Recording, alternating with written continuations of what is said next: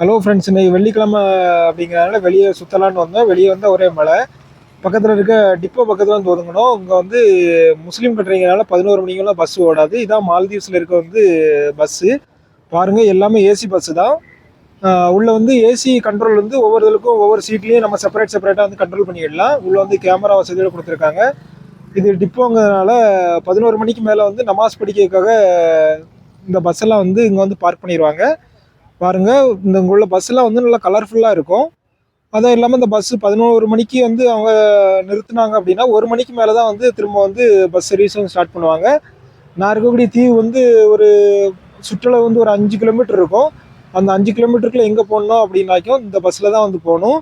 அது இல்லாமல் பக்கத்து தீவு ஒரு ஒரு 2 தீவுக்கு ரோடு வந்து இருக்குது, ரோடு சர்வீஸு.